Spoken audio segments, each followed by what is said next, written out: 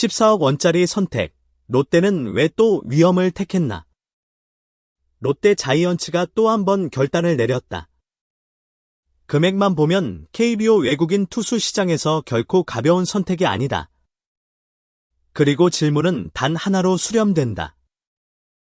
이 외인은 진짜 코디 폰세급인가?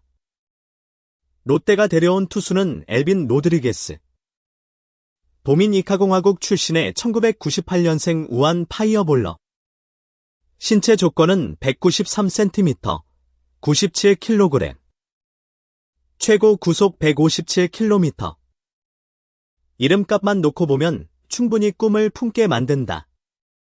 그러나 동시에 이 이름에는 분명한 꼬리표가 따라붙는다.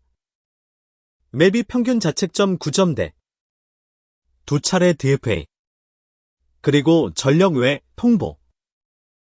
그런데 흥미로운 건 한국보다 먼저 일본 언론이 이 계약에 반응했다는 점이다. 일본 야구 전문 매체 풀카운트는 롯데의 선택을 단순한 K보행이 아닌 역수출 가능성이라는 키워드로 해석했다. 로드리게스의 커리어를 단순히 MLB 실패로 정의하기엔 흐름이 너무 단선적이다. 그가 일본 무대에서 보여준 변화는 분명히 데이터로 증명된다. 특히 주목해야 할 지점은 보직 전환 이후의 투구 내용이다. 선발 시절에는 구속 대비 제구 불안이 반복됐고 카운트 싸움에서 스스로 무너지는 장면이 잦았다. 반면 불펜으로 이동한 뒤에는 최대 구속이 더 자주 등장했고 스트라이크 존 공략 비율도 안정됐다. 이는 단순한 역할 변화가 아니라 투구 메커니즘과 경기 운영 방식 자체가 바뀌었다는 신호다. 일본 무대에서 평균 자책점 1.54라는 숫자는 결코 작은 표본이 아니다. 30경기 이상을 소화하며 홀드까지 기록했다는 점은 특정 상황에 한정된 반짝 활약이 아니라는 의미다. 이 대목에서 롯데가 본 것은 과거의 실패가 아니라 이미 한 차례 변화에 성공한 투수라는 점이다. 왜 일본 언론은 KBO 성공이 아닌 멜 재도전을 먼저 봤나? 일본 언론의 시선이 특별한 이유는 하나 더 있다. 그들은 로드리게스를 단순히 성적 좋은 외국인으로 보지 않는다. 커리어 서사가 살아있는 투수로 본다. 일본 야구계는 실패 이력보다 실패 이후의 선택을 더 중요하게 평가한다. 로드리게스는 멜비에서 2차례 DFA를 겪은 뒤에도 안전한 선택이 아닌 아시아 무대라는 불확실한 길을 택했다. 그리고 그 선택은 일본에서 결과로 증명됐다. 특히 불펜 전환은 일본 언론이 높게 평가하는 지점이다. 이는 단순한 포지션 변경이 아니라 자기 객관화와 현실 인식이 동반된 결단이기 때문이다. 일본 매체들은 이 점에서 로드리게스를 아직 계산이 끝나지 않은 투수로 본다. KBO는 일본보다 더 공격적인 타격 환경을 가진 리그다. 이곳에서 성과를 낸다면 로드리게스는 단순한 일본 성공 사례가 아니라 아시아 전반에서 통하는 투수로 분류된다. 그래서 일본 언론은 KBO를 종착지가 아닌 마지막 관문으로 인식한다. 이 시선은 곧 롯데에서의 성적이 곧 멜비 스카우트의 참고 자료가 된다는 의미이기도 하다. 이 점에서 이번 영입은 롯데와 로드리게스 모두에게 리스크와 기회가 동시에 걸린 계약이다. 팬들의 불안은 숫자가 아니라 기억에서 나온다. KBO 팬들이 로드리게스를 의심하는 이유는 단순하다. 그들은 이미 너무 많은 사례를 봐왔다. 구속은 빠르지만 제구가 무너진 외인. 멜비 경력은 화려했지만 KBO 타자에게 통하지 않았던 이름들. 이 기억은 특히 롯데 팬들에게 더 강하게 남아있다. 롯데는 수년간 외국인 투수 선택에서 기대와 실망을 반복해왔다. 그래서 이번 계약 역시 이번에도 비슷한 그림이 반복되는 것 아니냐는 반응이 나온다. 하지만 이번 케이스는 기존 실패 사례들과 결이 다르다. 로드리게스는 전성기가 끝난 투수가 아니다.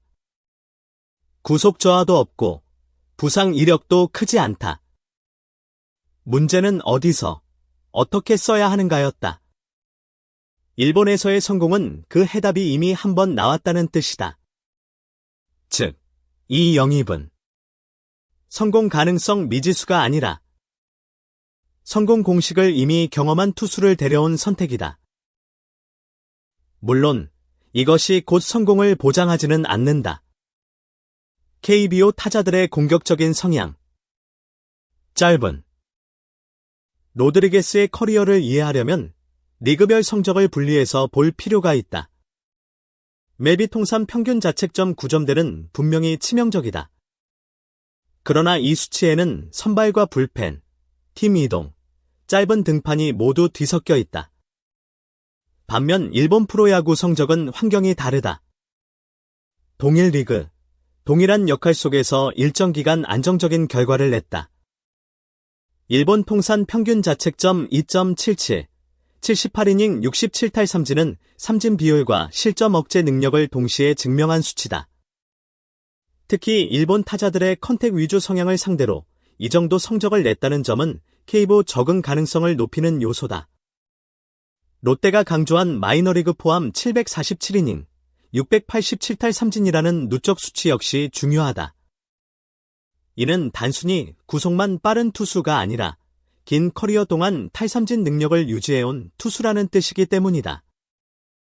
자연스럽게 비교 대상은 코디 폰세다. 두 투수 모두 아시아 무대에서 반등 후 가치 상승이라는 공통점을 가진다. 그러나 결정적인 차이도 존재한다. 폰세는 선발로서 이닝 소화 능력을 입증한 투수였고 로드리게스는 불펜에서 자신의 최적 해답을 찾았다. 이 차이는 곧 롯데의 활용 방식과 직결된다. 폰세급이라는 평가는 단순한 위력 비교가 아니라 팀에 미치는 영향력의 문제다. 로드리게스가 폰세와 같은 평가를 받기 위해서는 선발 고집이 아닌 자신의 강점이 극대화되는 역할을 받아들여야 한다.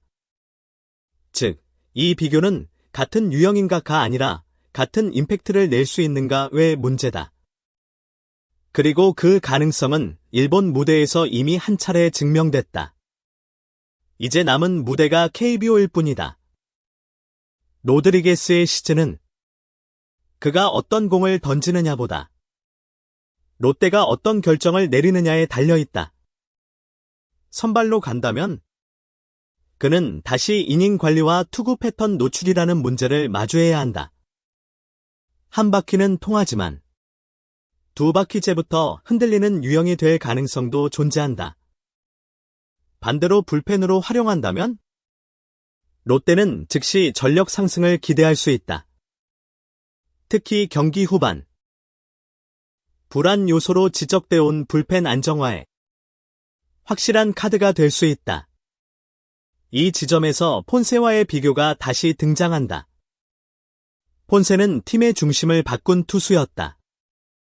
로드리게스 역시 역할에 맞게 활용된다면 수치 이상의 영향력을 만들어낼 수 있다. 중요한 것은 욕심을 버리는 것이다. 선발도 가능하다는 가능성을 반드시 선발이어야 한다로 착각하는 순간 이 영입은 흔들릴 수 있다. 로드리게스에게 KBO는 경험을 쌓는 무대가 아니다. 증명하지 못하면 더 이상 물러설 곳이 없는 무대다. 그렇기에 이 투수는 어느 때보다 집중할 것이고 롯데 역시 어느 때보다 냉정해야 한다. 이 계약의 결말은 구속이 아니라 선택이 말해줄 것이다. 롯데의 14억 원 선택은 아직 정답도 오답도 아니다. 다만 분명한 건 이 영입이 단순한 외인 보강을 넘어 전략과 방향성이 담긴 선택이라는 점이다. 로드리게스는 실패한 빅리거일 수도 있고 KBO를 거쳐 다시 날아오를 역수출 카드가 될 수도 있다. 그 갈림길은 곧 시작될 시즌에서 명확해질 것이다. 여러분은 이 선택을 어떻게 보나? 이 외에는 진짜 폰세급 임팩트를 남길 수 있을까? 아니면 또 하나의 실험으로 끝날까? 의견은 댓글로 남겨달라. 그리고 KBO, 롯데 자이언츠, 외국인 선수 이슈를 가장 빠르고 깊이 있게 분석하는 이 채널이 도움이 됐다면? 구독과 좋아요로 함께해달라. 시즌이 시작되면 답은 숫자와 결과로 돌아올 것이다.